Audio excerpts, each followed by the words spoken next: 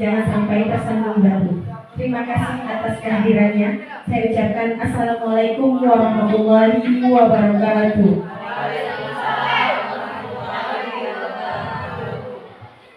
Alhamdulillahirabbil alamin. Assalamualaikum warahmatullahi wabarakatuh. Amma ba'du. Yang terhormat Bapak Ibu Guru SD dan SMP 6 Batu Ampar, kita panjatkan puji syukur kepada Allah SWT karena pada hari ini kita masih dapat berkumpul di ruangan kantor SD SMP 6 Batu Ampar dalam rangka kegiatan diseminasi modul 1.4 budaya positif guru penggerak.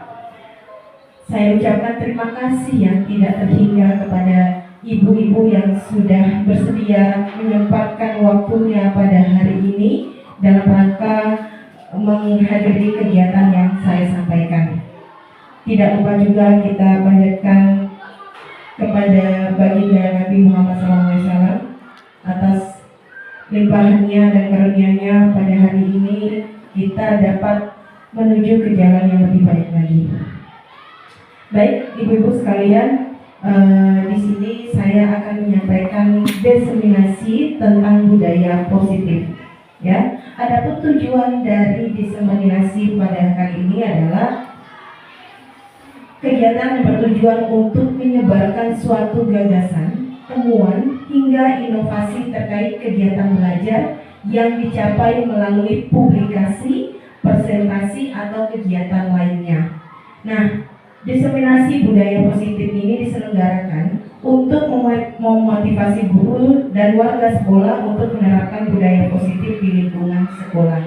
Jadi, ibu-ibu sekalian, ya, sebenarnya di sini saya hanya menyampaikan apa yang sudah saya dapatkan dalam kegiatan pembelajaran selama saya menjadi calon guru penggerak, belajar dalam rangka calon guru penggerak. Nah, sebenarnya di sini bukan saya mengajarkan, tetapi kita sama-sama belajar bagaimana untuk menerapkan budaya positif di sekolah kita. Ya, ini kalau berkaitan dengan budaya positif ini akan memberikan pengaruh yang luar biasa, dampak yang luar biasa terhadap budaya lingkungan yang ada di sekolah kita. Baik. Penerapan budaya positif di sekolah itu harus diawali dengan perubahan paradigma stimulus respon terkait nilai-nilai positif. Budaya positif ini mempunyai 5 cakupan yang perlu diterapkan dalam secara berkesinambungan. Ya, jadi tidak hanya saat ini, tidak hanya sebulan, tidak hanya 2 bulan, tetapi diterapkan secara berkesinambungan. Makanya dari itu kita harus ubah dulu mindset kita, cara berpikir kita, cara berperilaku kita, sehingga kita bisa menerapkan budaya positif dengan baik di sekolah. Karena selama ini terus terang ibu-ibu, saya hanya merasa sebelumnya saya sudah benar, saya sudah oke nih, saya sudah mampu melaksanakan kegiatan-kegiatan yang baik di sekolah. Tapi ternyata setelah saya belajar modul ini, banyak hal-hal yang ternyata belum saya laksanakan, yang penuh dengan kekurangan. Untuk itu sama-sama ya ibu-ibu kita belajar di sini apa sih sebenarnya budaya positif tersebut. Baik, ini materi-materi yang akan saya sampaikan pada hari ini. Ya, yang pertama adalah berkaitan dengan teori kontrol, yang kedua disiplin positif, 3 kebutuhan dasar manusia, 4 segitiga restitusi, dan 5 adalah keyakinan kelas. Saya akan bahas satu persatu, ya. Yang pertama adalah konsep disiplin positif. Nah, langkah awal dalam menumbuhkan budaya positif di sekolah yakni menerapkan disiplin positif. Disiplin positif adalah perilaku disiplin yang memotivasinya berasal dari dalam diri siswa, bukan karena hukuman atau hadiah. Nah, ini ya, ibu-ibu sekalian, yang namanya disiplin itu sifatnya adalah terintegrasi, berasal dari dalam diri, bukan eksternal, tapi internal, dari dalam diri.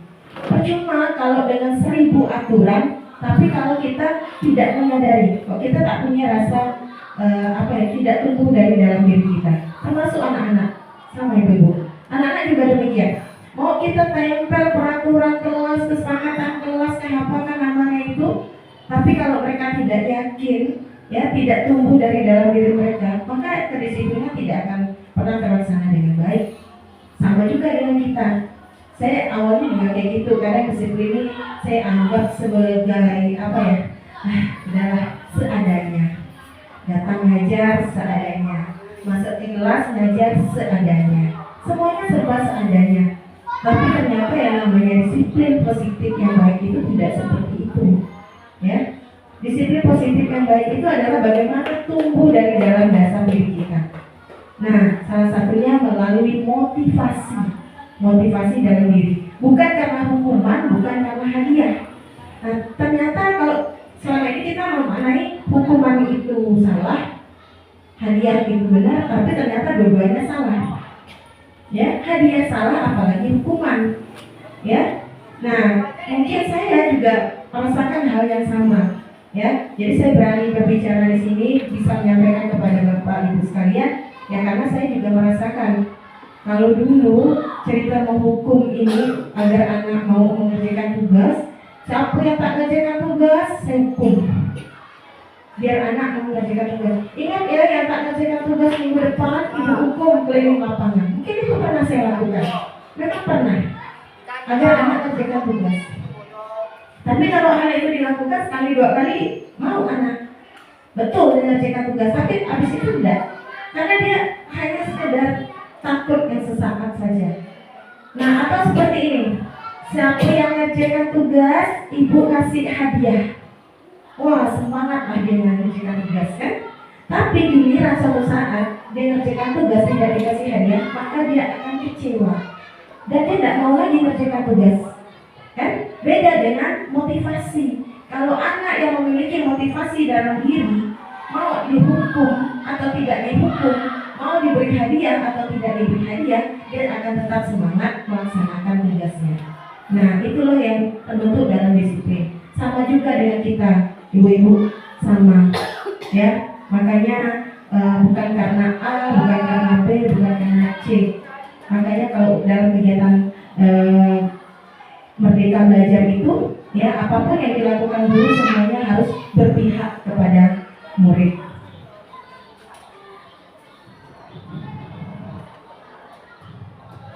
Baik, selanjutnya adalah keyakinan kelas.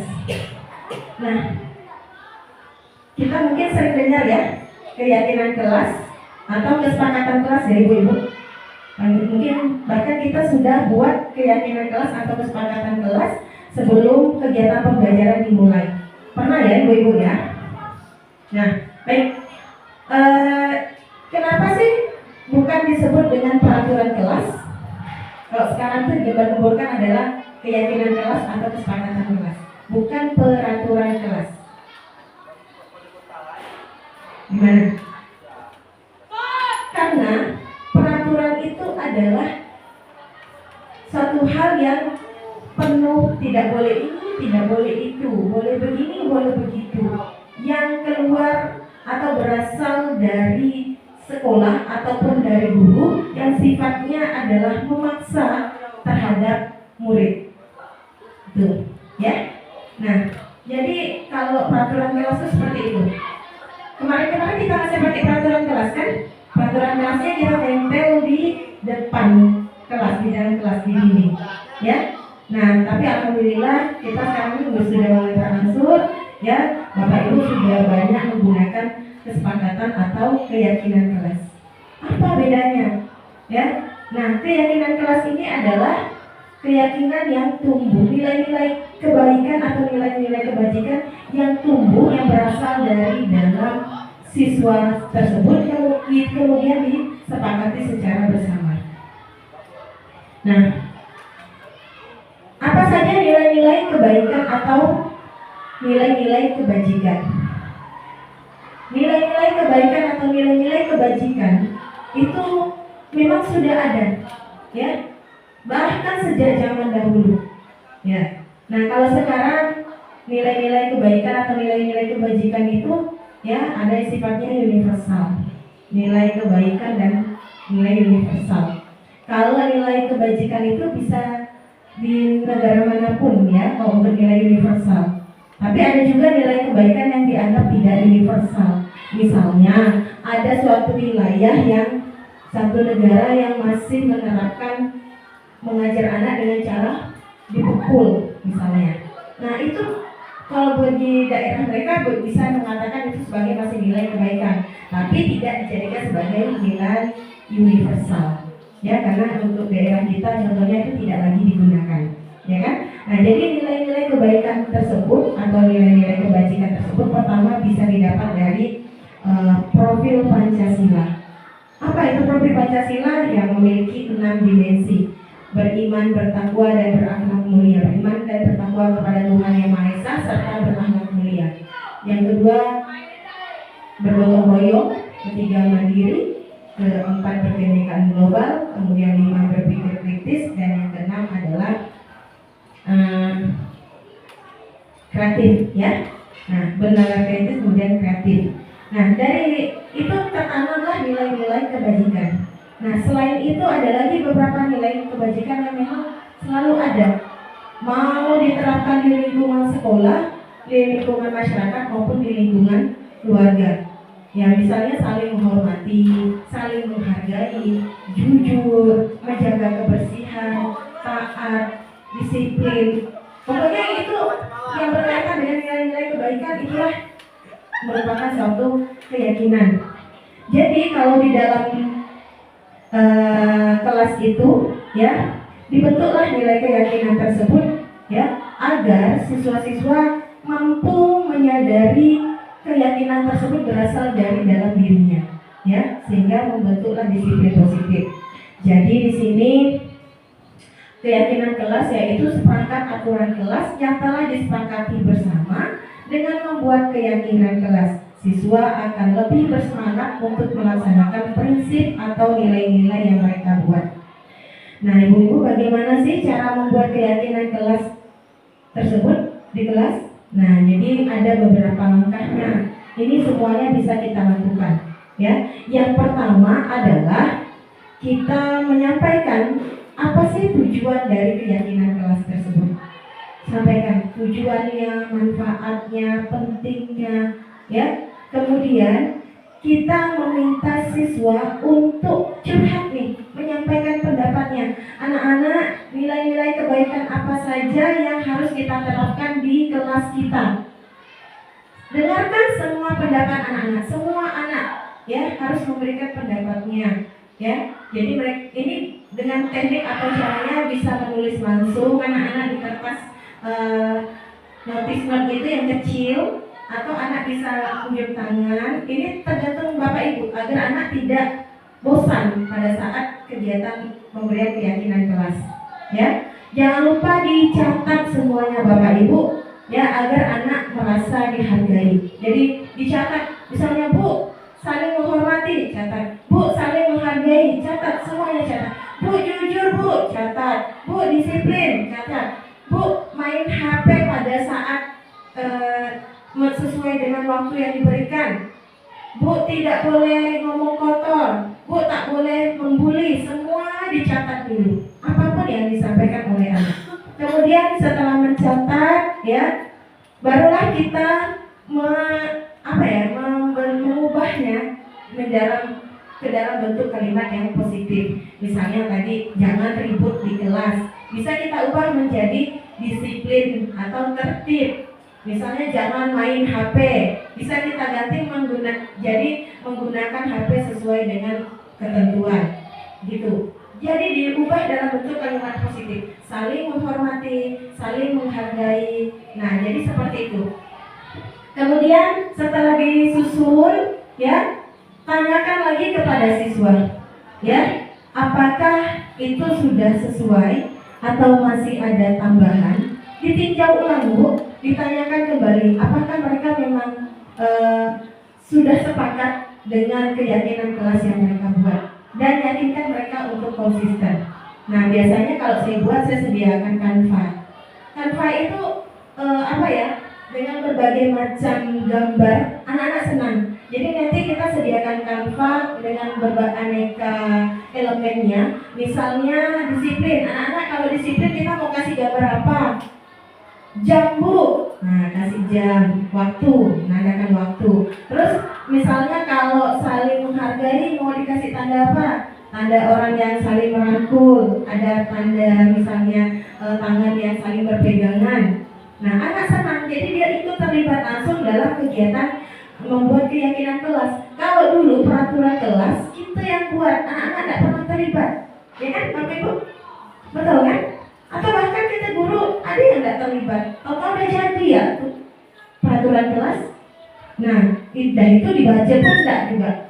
Waduh Bu, oh sampai kami tanda itu ada rumput, padahal udah bertahun udah benar-benar kan. Nah, tapi kalau beda dengan keyakinan kelas ini, jadi nanti ibu-ibu tolong ya, semuanya kita terapkan dulu membuat keyakinan kelas di kelas ini. Nah, setelah anak masukkan, kita catat semua, kita yakinkan, sepakat bahwa keyakinan kelas itu penting, masukkan ke dalam desain. Kita desain bisa dalam bentuk poster, ya. Nah, yang paling penting lagi biar anak-anak itu punya ini ya, semakin semangat. Jangan lupa difoto. Nah, jangan lupa difoto. Anak-anak tuh difoto dengan wajah yang cantik-cantik, yang ganteng-ganteng. Nanti dimasukkan satu dengan nama mereka. Dan jangan lupa kalau bisa selipkan kolom sedikit untuk tanda tangan. Nanti setelah balihonya atau bannernya jadi, ukurannya jangan besar. 1,5 meter dan 1 meter cukup. Udah jadi, ada foto, ada nama. Suruh mereka tanda tangan di situ. Nah, kan? Itu sebagai bentuk kesepakatan biar mereka konsisten terhadap keyakinan kelas dan ditempellah di depan dekat dengan papan tulis atau paling depan sehingga anak setiap hari bisa membaca keyakinan kelas tersebut dan terpatri di dalam diri mereka. Insya Allah kalau ini dijalankan dengan benar-benar ya, maka akan mengurangi beban kita dalam mengatasi masalah-masalah yang terjadi di kelas. Ya. Nah, kemudian di sini apalagi siswa akan lebih bersemangat dalam melaksanakan prinsip-prinsip atau nilai-nilai yang mereka buat.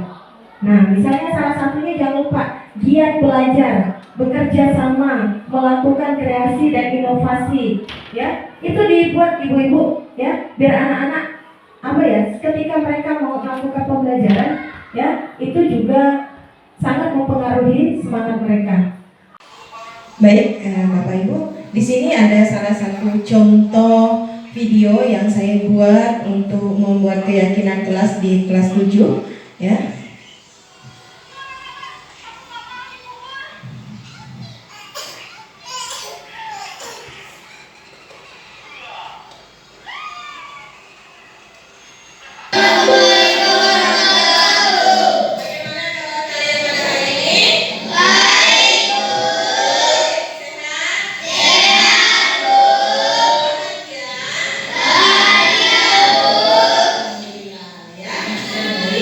Yang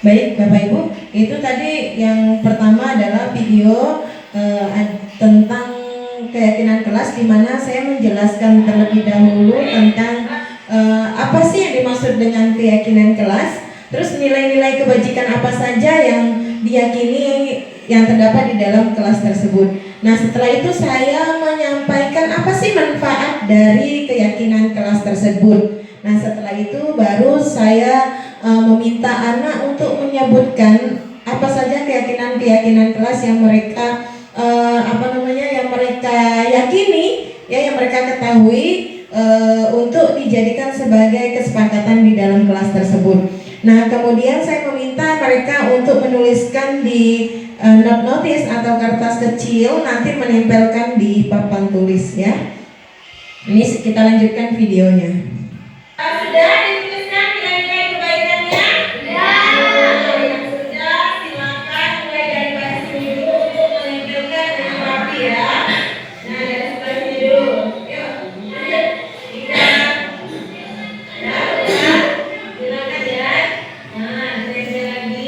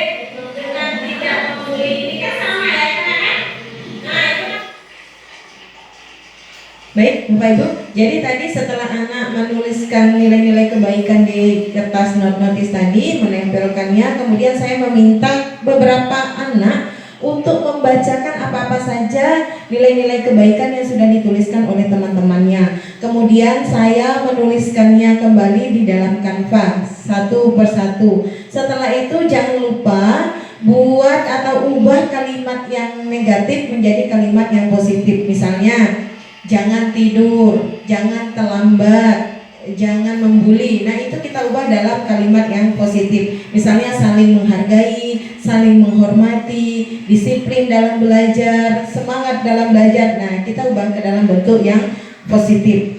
Setelah itu, ya, selanjutnya kita lanjutkan ke tinjau kembali, ulang kembali apakah mereka udah sepakat atau masih ada yang mau dirubah atau masih ada yang mau ditambah dari keyakinan kelas tersebut. Nah, setelah itu kalau semuanya sudah menyepakati, ya, maka kita buat dalam bentuk poster ataupun dalam bentuk banner, ya. Ini kita muatkan kembali gambar-gambarnya dan kalimat-kalimatnya menjadi lebih efektif seperti itu. Ya, kemudian kita rangkum menjadi satu, ya. Kemudian kita ubah kalimat yang negatif menjadi kalimat yang lebih positif. Nah, di sini, ya. Nah, ini kalian bisa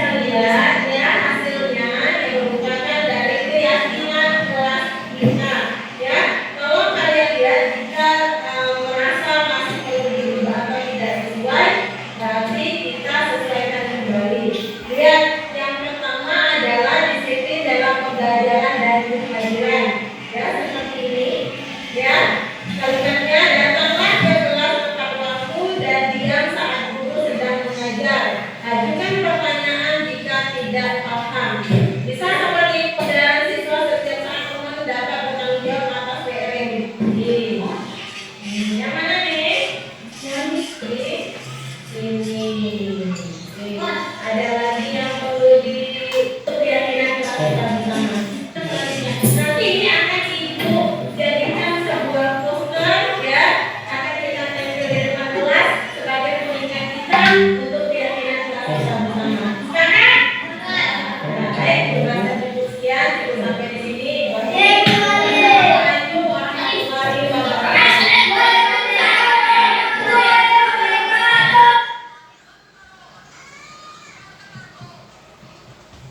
Baik, Ibu, tadi adalah berkaitan dengan keyakinan kelas yang sudah pernah saya buat ya. Nah, baik, selain keyakinan kelas, ibu-ibu, nah ini juga penting dibuat. Saya kemarin tuh, anak-anak ini sebenarnya pintar, mereka kritis. Bu, keyakinan kelas itu untuk siapa? Untuk siswa ya, Bu? Enggak lah, semuanya yang namanya keyakinan kelas, siapapun yang ada di dalam kelas, guru dan siswa termasuk. Salah satunya saling menghargai. Kenapa ibu masuk kelas tidak pakai sepatu? Karena ibu menghargai kelas kalian yang sudah bersih, gitu kan? Kenapa ibu masuk ke kelas? Selamat pagi anak-anak.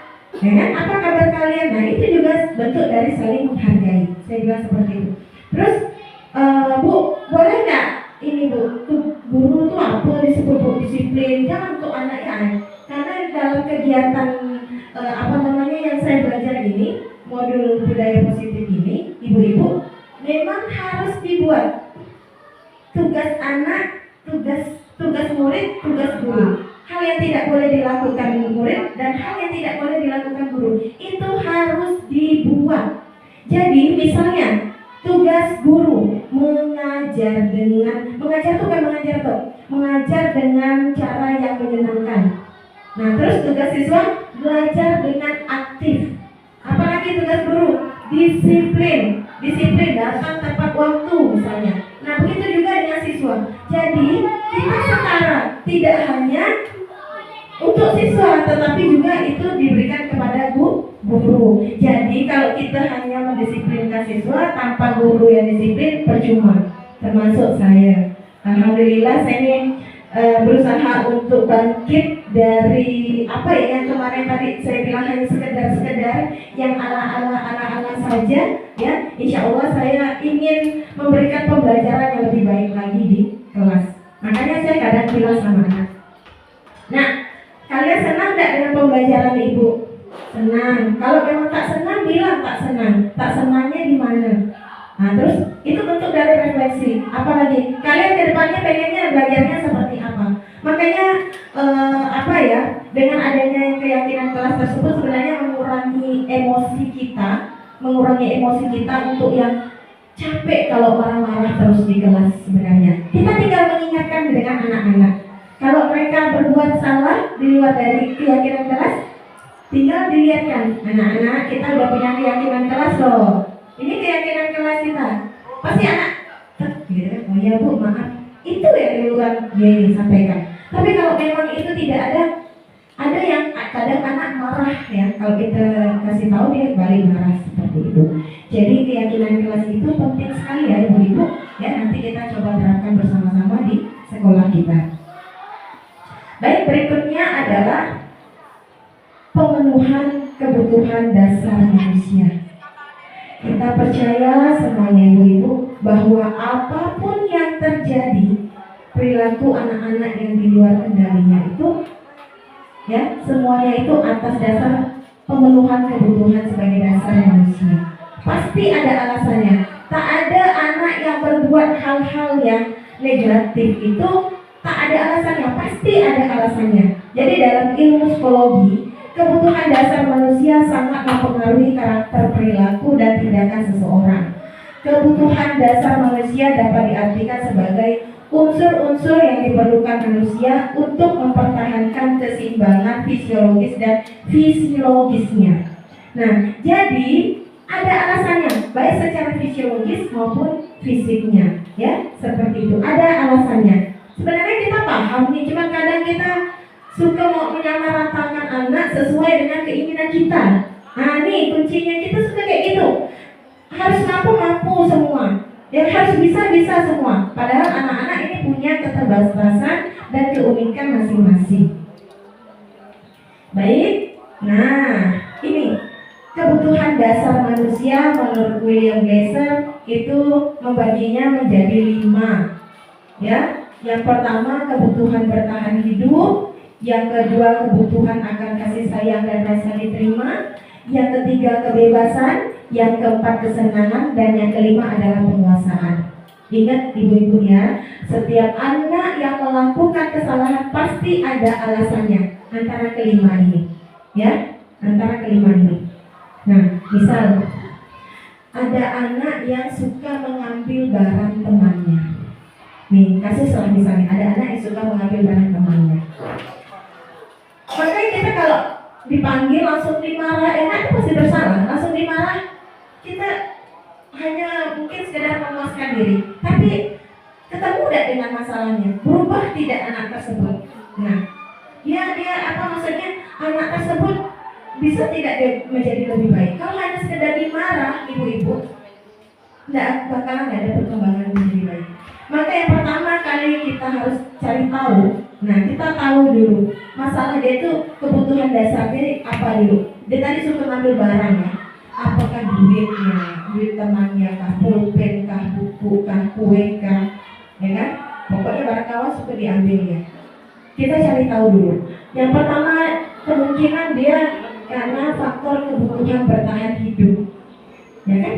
Mungkin dia orang yang tidak mampu, tak dikasih jajan, tak pernah diberikan pulpen, pokoknya dia serba kekurangan. Kan kalau kita tahu ternyata anak ini memang demikian kan kasihan, karena faktor ekonomi berarti kan. Nah, maka kita carikan solusinya. Kalau memang kebutuhan bertahan hidup ini menjadi masalahnya. Yang kedua, kebutuhan akan kasih sayang dan rasa diterima. Biasanya ada anak yang melakukan kesalahan tadi, misalnya dia ngambil pulpen, ngambil duit gitu tadi ya. Karena dia merasa dia diasingkan oleh teman-temannya, sehingga dia butuh perhatian, ya kan? Butuh perhatian terhadap teman-temannya, dia butuh diterima di lingkungannya, ya. Nah, dia butuh perhatian dengan guru-gurunya.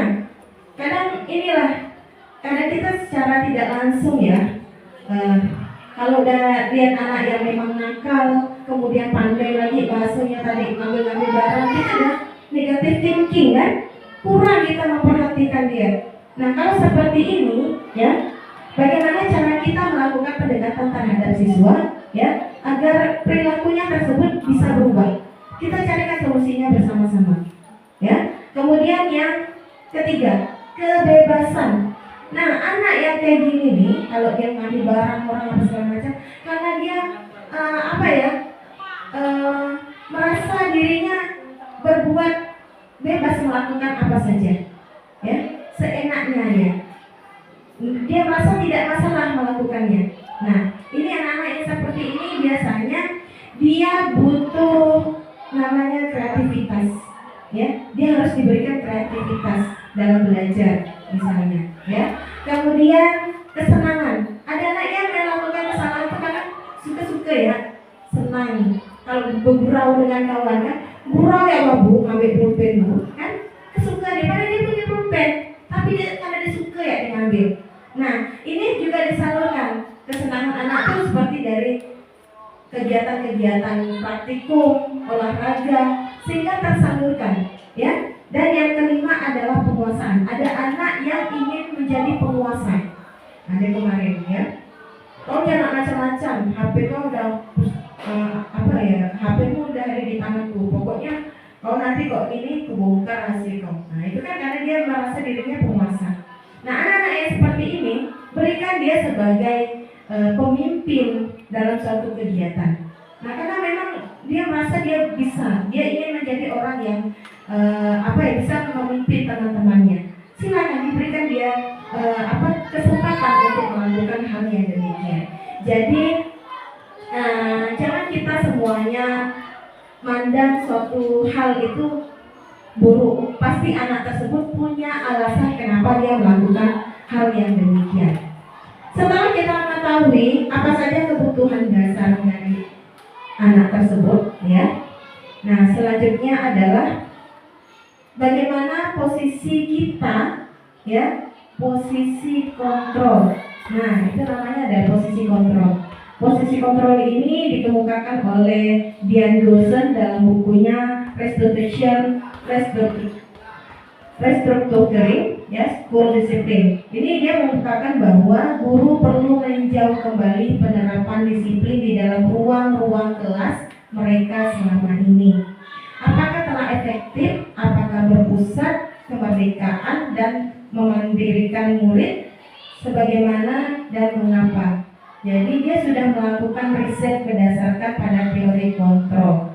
Jadi saya ini kalau pas modul ini merasa tertampar, ya, merasa ternyata apa yang sudah saya lakukan selama ini bukan sia-sia, tetapi mungkin ada yang salah, ya. Nah, kita lihat ada 5 posisi kontrol, ya, apa saja, ya. Penghukum, pembuat rasa bersalah, teman, pemantau, atau manajer. Nah, kita berada di posisi yang mana, ibu-ibu? Kalau saya ini mungkin pernah merasakan semuanya, ya, pernah. Kita berada di posisi yang mana? Pertama, penghukum. Penghukum ini mungkin yang paling sering kita lakukan. Awas ya, kotak ngajikan tugas, BTT ya, kotak nulis, gitu kan? Awas ya, kalau tak ikut pacaran, keliling lapangan 3 kali, ibu jemur di halaman depan. Itu yang kata-kata yang sering kita lakukan. Kata-kata seperti itu adalah kata-kata seorang penghukum, ya, seorang penghukum. Benar, diri di depan, angkat kaki sebelah. Penghukum itu. Mungkin kita juga melakukan hal yang demikian. Yang kedua adalah pembuat rasa bersalah. Nah, ini ada nih, dia ngomong lembut, tapi ini membuat siswa atau murid merasa bersalah. Kamu tahu kan, yang tadi kamu lakukan itu sudah menyakiti teman kamu, ya. Kamu sudah membuat dia menjadi marah. Atau seperti ini, kamu gak kasihan ya dengan ibu kalau kamu begitu terus, nanti ibu dimarah kepala sekolah. Nah, itu membuat siswa merasa bersalah atas kesalahannya, ya. Nah, itu kalimat seperti itu. Kamu nih merasa tidak menyusahkan orang tua tindakan kamu seperti ini. Itu mungkin sering, ya. Saya juga sering seperti itu. Tak kasihan ke sama orang tuamu di rumah, mete-mete, cari duit, ditangguhkan. Kamu di sekolah enak-enak aja, belajar tak tentu. Nah, itu membuat rasa bersalah. Mungkin ini sering juga kita lakukan, ya. Yang ketiga adalah sebagai teman. Ini ada juga mungkin yang seperti ini, ya. Misalnya, bantulah ibu, janganlah kayak gitu, jadilah anak yang baik, ya. Nah, kalimat seperti itu di mana posisi kita menjadi teman atau sebagai teman terhadap murid kita, ya. Dan yang ketiga, yang keempat adalah pemantau. Pemantau ini yang biasanya tak jauh dari daftar nilai, ya. Oh, tahu ya, 3 hari dah apa? Tugas dari 5 kali dia tak kerjakan. Ya, ada pun tugas kali nilainya di bawah KKM semua. Nah, itu sebagai pemantau. Terus apa lagi? Terlambat. Oh, semalam kok gak terlambat? Minggu lalu kok gak terlambat nih? Jadi hafal. Ini pemantau namanya, ya. Dan yang terakhir adalah manajer. Nah, posisi guru sebagai manajer di sini adalah di mana guru yang mampu bersama siswa mengatasi masalah atau mencari solusi dengan memberikan tawaran yang lebih baik, tidak memaksa, tidak membuat rasa bersalah, tetapi bagaimana murid mampu menyadari kesalahannya dan mencari solusi dari kesalahan tersebut, ya. Nah, Jadi, ya dari pengukur, pembuat rasa bersalah, sebagai teman, pemantau dan manajer, saat ini kita diminta untuk menjadi posisi sebagai manajer, ibu-ibu. Bukan sebagai penghukum, bukan sebagai pembuat rasa bersalah, bukan sebagai teman, bukan sebagai pemantau, tetapi sebagai manajer. Ya, nah jadi bagaimana sih sebagai manajer? Oke, kita akan menerapkan yang namanya restitusi. Nah, berikutnya ini adalah video tentang bagaimana kita mengatasi masalah dengan cara segitiga restitusi. Nah, ini juga sudah pernah saya terapkan, bahkan saya buat videonya ya. Nanti kita lihat dulu Bapak Ibu bagaimana cara penerapan segitiga restitusi.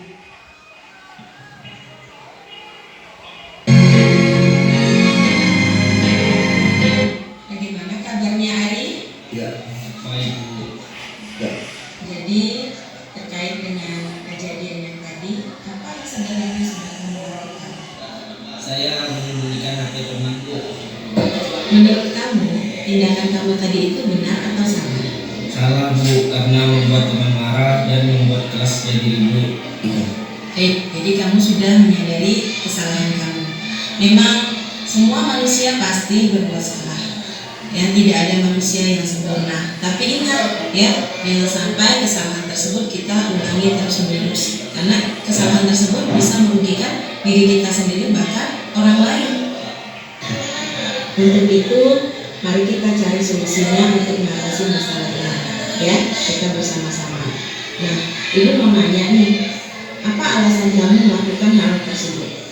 Hanya sekedar bergurau Bu, suka-suka. Karena mereka juga sering menyembunyikan HP saya Bu.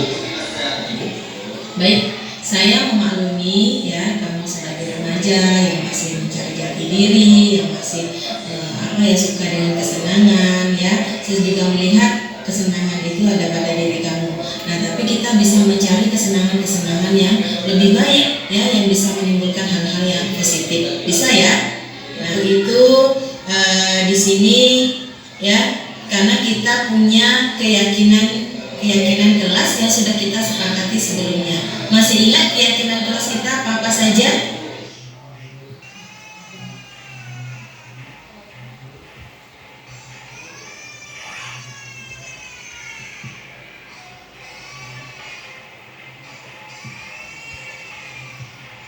Ya.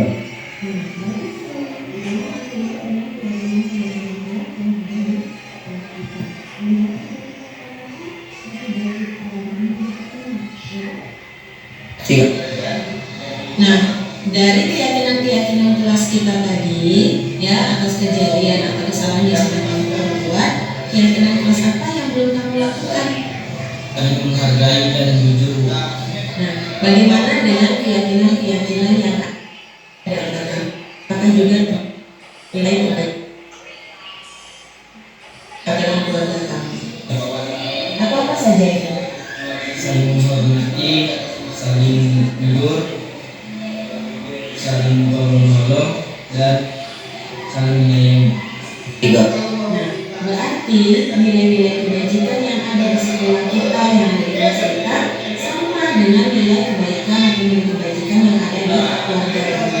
Nah, oleh karena itu ya, saya yakin kamu bisa melakukan hal yang baik setelah hal ini kita lakukan, ya. Bagaimana kamu ingin mengatasi masalah ini? Tidak akan mengulangi hal ini lagi dan meminta maaf kepada teman. Nah, kedepannya kamu ingin menjadi seperti apa? Ingin menjadi pribadi yang lebih baik, yang lebih jujur dan menghargai teman.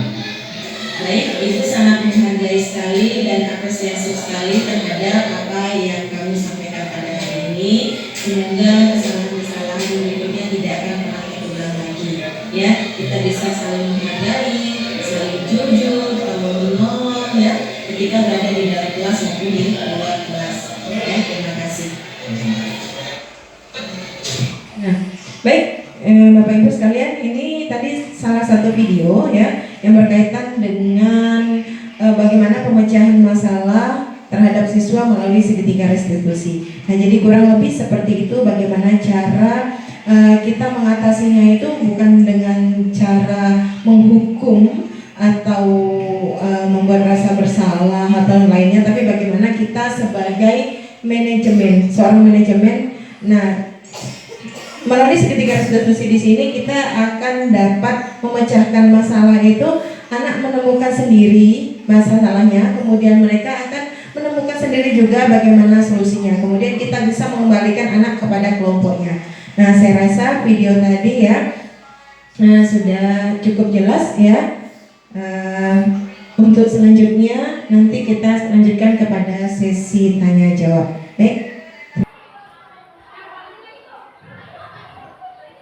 Baik. Nah, ini adalah segitiga restitusi. Segitiga restitusi di sini adalah keinginan untuk melakukan nilai-nilai baik yang dapat ditumbuhkan dengan konsep segitiga restitusi. Restitusi adalah upaya mendisiplinkan siswa dengan meminta siswa bertanggung jawab dalam menyelesaikan masalahnya. Segitiga restitusi terdiri dari 3 tahapan, yakni melakukan validasi atas tindakan-tindakan yang salah, kemudian menanyakan keyakinan dan menstabilitaskan identitas. Ya. Nah, jadi ini yang akan kita lakukan, ibu-ibu, jika kita menghadapi masalah atau menghadapi siswa yang bermasalah. Istilahnya segitiga restitusi. Ini sudah saya praktekkan.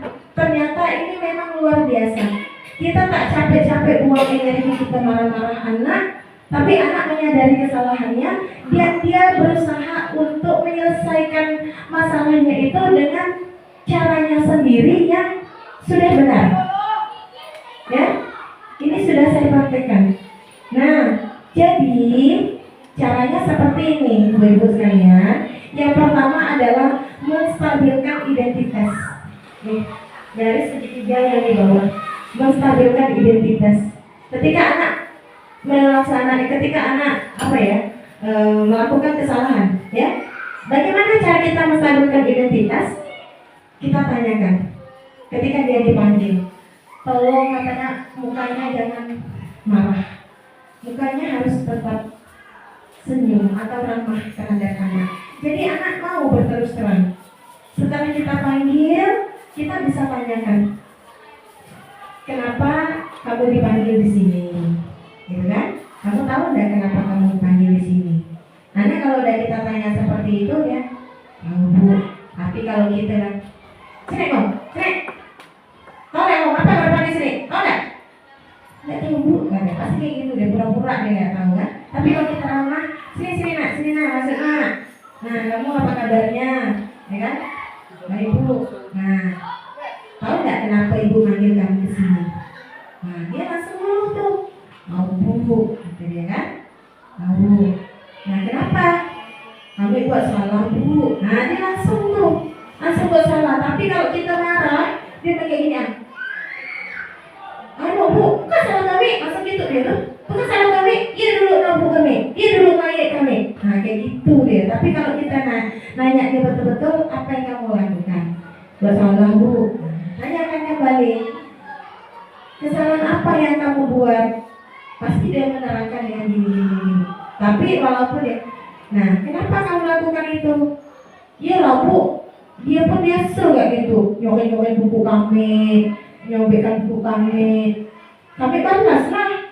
Nah, terus cara kita gimana? Sama lah.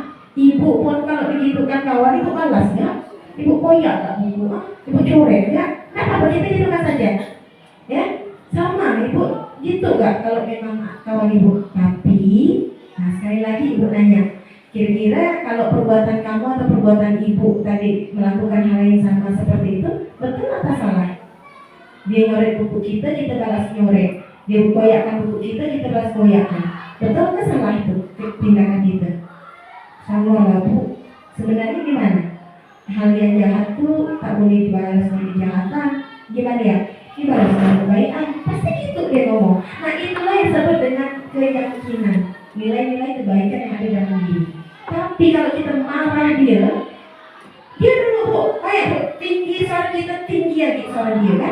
dia dulu buku kami, cari buku kami.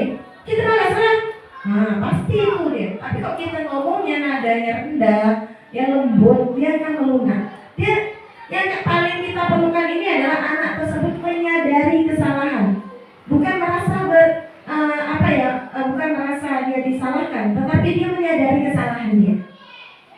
Kalau orang tidak menyadari kesalahan, berarti dia ingin memperbaiki, ya kan? Nih, maka tadi nih kita bilang dia, tidak apa-apa nak berbuat salah.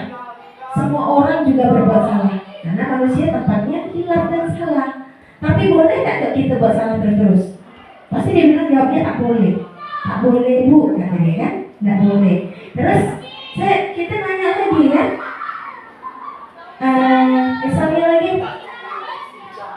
kalau misalnya kamu tidak mau berbuat salah lagi, apa yang akan kamu lakukan? Gitu kan? Tanyakan ke dia. Jadi kita ini sebenarnya restitusi itu memberikan pilihan atau tawaran yang dia sendiri yang usulkan. Beda kalau kita, karena kau udah berbuat salah, karena kau udah ngoyakkan buku kawan kamu, karena kau udah nyobekkan buku kawan kau, cuci WC, pungut sampah, itu tawaran atau bukan? Bukan ya, itu adalah perintah atau hukuman. Nah, tapi sini kita berikan dia tawaran, ya. Nah, maka dari situ nih validasi tindakan yang salah tadi kan. Nah, validasi tindakan dia tadi salah. Nah, kalau tadi tindakan kamu salah, kalau misalnya lain kali kalau ada teman kamu yang mencoret-coret buku, teman kamu yang menyobek buku kamu, apa yang kamu lakukan? Pasti deh, cara terbaik yang kamu lakukan seperti apa? Menegur ya bu, gitu kan? Nah, bilangkan dia jangan dicoret, jangan disobek. Kalaupun masih, nanti bisa bilang ke guru. Paling dia seperti itu. Dia tidak bakalan bilang mau balas mencoret atau menyobek buku, ya. Nah, kemudian tanyakan lagi, adakah cara yang lebih efektif lagi, ya, untuk mengatasi masalah kamu hari ini? Pasti dia bilang ada. Gimana cara kamu untuk mengatasi masalah hari ini? Tanyakan ke dia. Kamu kan sudah menyobek dan mencoret bukunya. Apa yang akan kamu lakukan? Pasti dia bilang, minta maaf bu. Nah, seperti itu, minta maaf bu, ya. Nah, tanyakan juga kepada siswa. Kan kita sudah buat keyakinan kelas, ceritanya, kan kita kan udah buat keyakinan kelas kemarin, sudah bu. Apa saja keyakinan kelas yang ada di kelas kita? Tanyakan ke mereka, biar mereka terbata-bata. Usahakan mereka untuk mengingatnya. Pasti dong, saling menghargai, saling menghormati, jujur, disiplin. Pasti dia ada beberapa yang dia sebutkan. Nah, itu kita bersyukur sekali kalau dia sudah menyebutkan beberapa poin dari keyakinan kelas. Ingatkan dia, dari tindakan kesalahan yang kamu buat tadi, kamu sudah melanggar keyakinan kelas yang mana, gitu kan?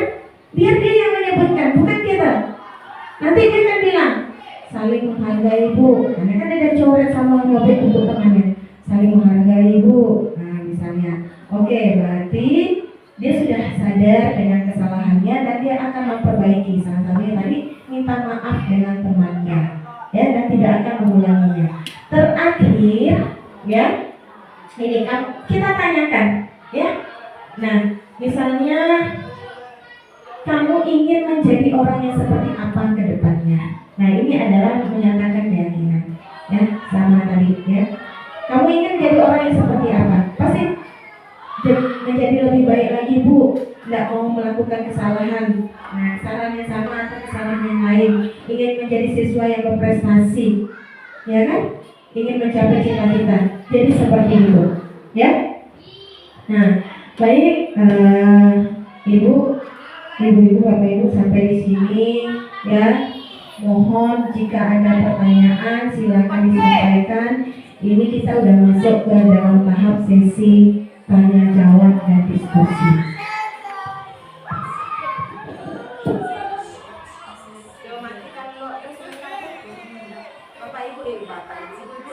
Assalamualaikum warahmatullahi wabarakatuh. Waalaikumsalam warahmatullahi wabarakatuh. Nah, sedikit bertanya. Yang pertama tadi Bu sampaikan tentang motivasi. Nah, jadi saya tadi motivasi itu bagaimana di kelas itu kita menerapkan. Soalnya kalau saya yang ngajar tuh kayak sistem kayak pakai ancam gitu kan. Nah, sedangkan itu tidak baik. Nah, bagaimana yang terbaik lah menurut Ibu? Oke, terima kasih. Assalamualaikum warahmatullahi wabarakatuh.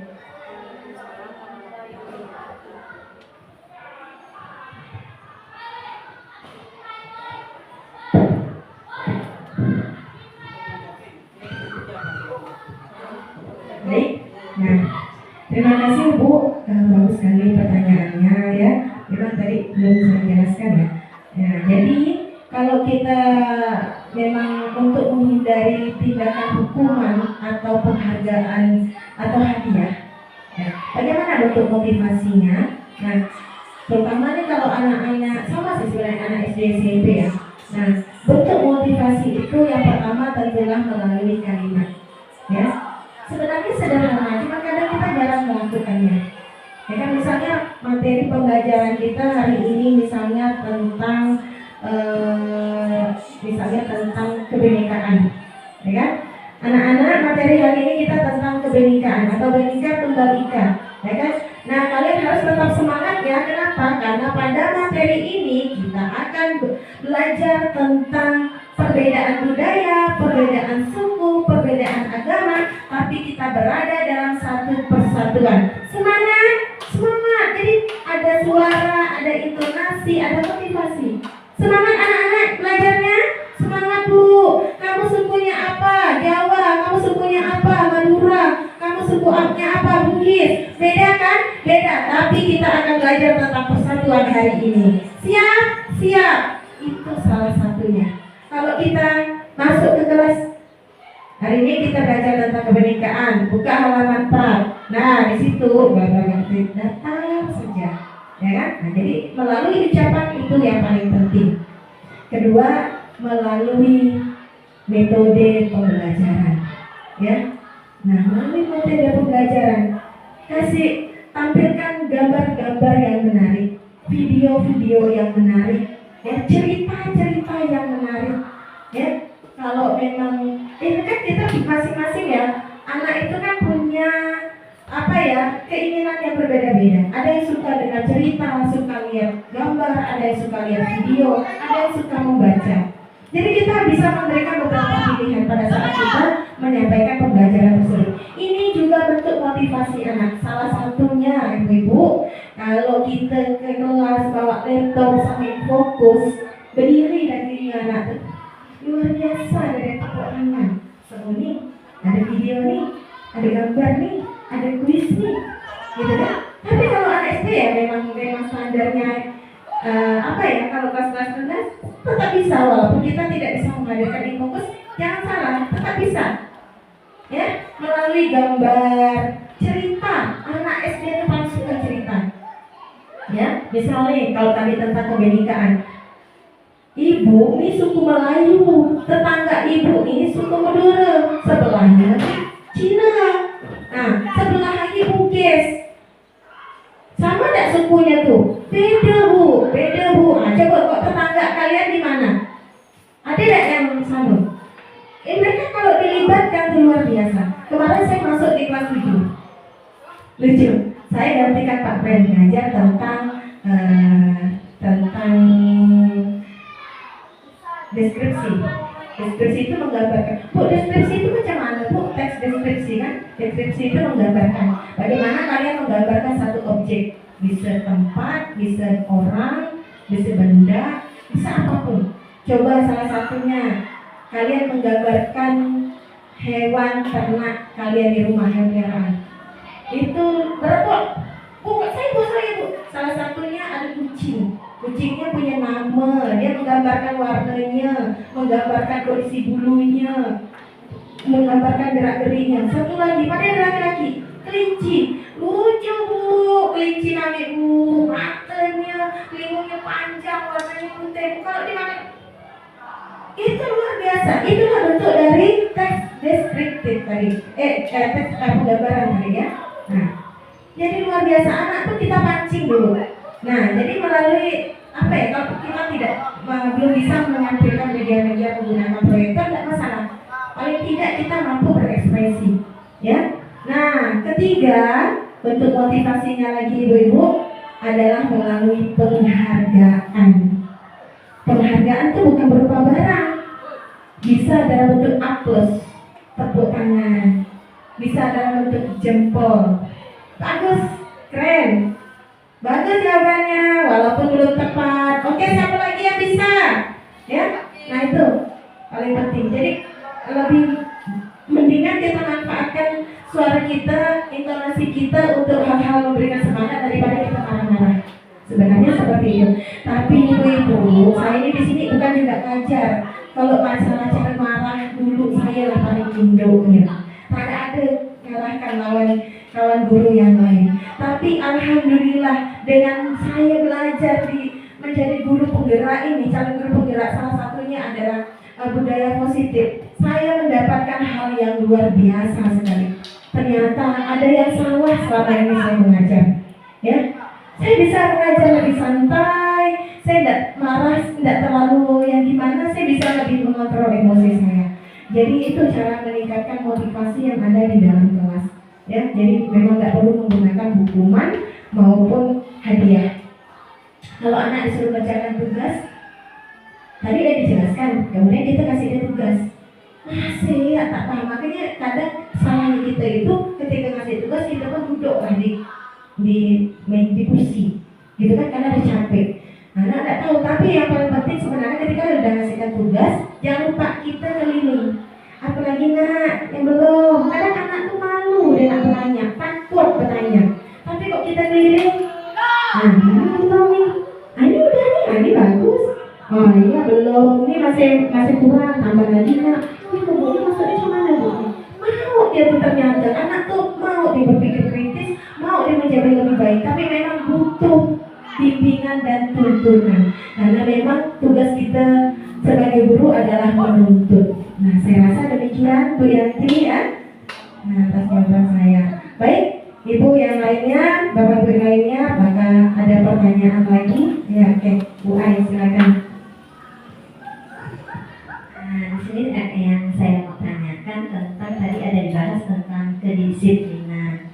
Nah, di sini bagaimana caranya untuk mendisiplinkan terutama siswa, Anda juga semua siswa, tapi untuk diri saya pribadi, mungkin yang keterlambatan saya datang ke kelas atau datang pasnya upacara itu kan, tapi kalau saya perhatikan dari siswa dulu kan, nak kamu hari ini terlambat, kemarin pun kamu juga.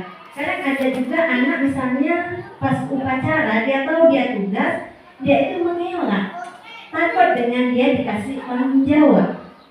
Nah jadi di situ yang saya maksud, bagaimana cara kita menggerakkan biar anak itu termotivasi dan dia untuk mendisiplinkan dirinya biar dia itu untuk selanjutnya tidak telat lagi. Terima kasih.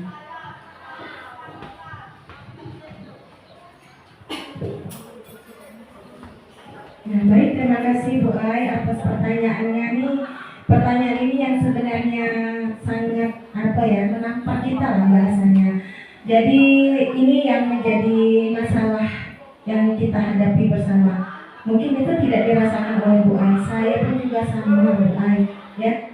Jadi hari ini saya melakukan diseminasi ini sebenarnya bukan hanya sekedar mengerjakan tugas saya, bukan, tetapi ini dilakukan dengan sebenar-benarnya dan sesungguh-sungguhnya agar memberikan dampak yang positif terhadap sekolah kita tentang budaya disiplin, ya.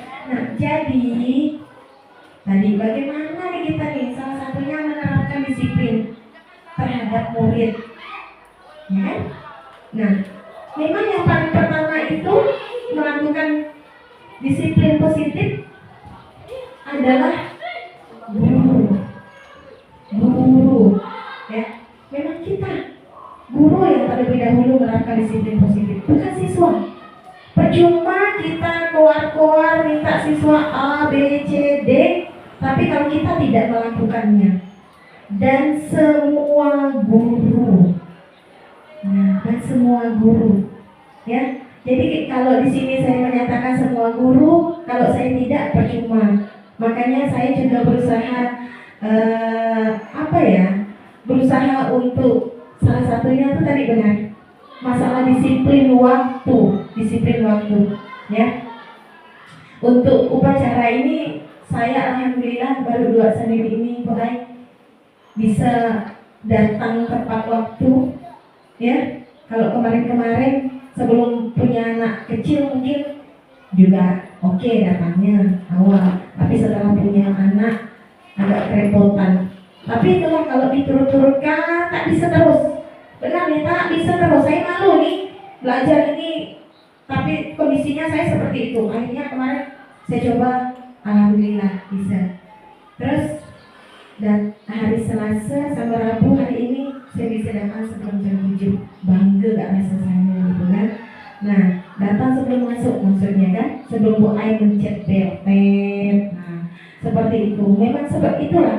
Mohon maaf ya ibu-ibu, saya tidak menyinggung siapapun, tidak. Tapi hanya memang ini yang harus saya sampaikan, ya. Jadi kalau kita mau berubah ke budaya positif di sekolah kita, ayo kita berubah sama-sama yang saya bilang, ya, kita sama-sama. Jadi kalau ada yang si A gini, si B gini, si C gini, kalau bisa kita sama-sama majukan sekolah kita, memang harus bersama-sama, ya. Saya memang di sini ya, kadang malu dengan Bu Ai ini.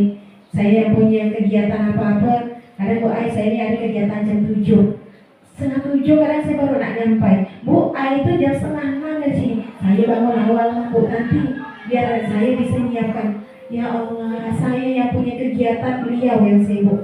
Kalau mau dibalas dengan duit, ada duit bandingannya nih. Kalau mau dibalas dengan budi, belum pula saya sempat membalaskan. Insya Allah Allah membalaskan segala kebaikan Bu Ai selama ini, Bu Ai. Amin. Nah, jadi memang seperti itu tadi, ya. Untuk berkesinambungan, bukan sebulan 2 bulan, bukan setahun 2 tahun, seterusnya. Tapi kita nih untuk berubah memang susah, berubah ke arah yang lebih baik. Memang tak sama dengan membalikkan telapak tangan, ya.